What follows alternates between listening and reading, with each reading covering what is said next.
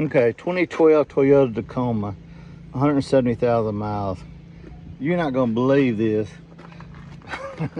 but I have already vacuumed this out once. It's got so much dog hair and junk, and the seats are just terrible. I don't know why people put pets in cars. I'm gonna try attempt to get these seats clean.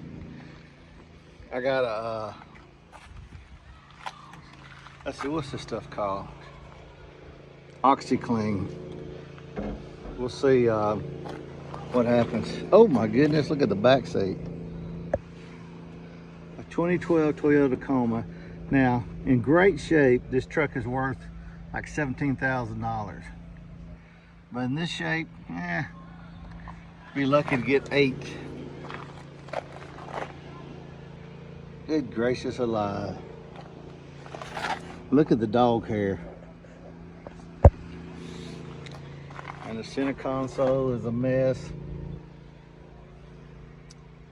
All right, time to get to work. World of difference. Look at that, Tom. A world of difference on these seats. I took care of it. When I say I, wave, Devyn. That's I. I delegate well. It's a world of difference. Still got a few stains, but not nearly as bad. Man, I'll show you what Devyn had. He cheated. How'd I cheat? He had a brush. Oh my gosh. So he didn't scrub it.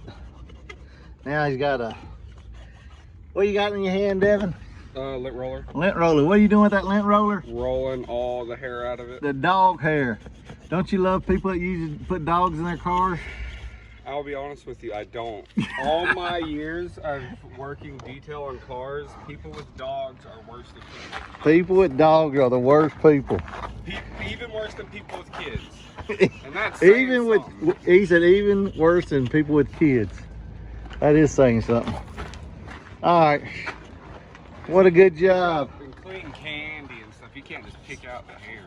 Tell your papa hi. Hello, Papa.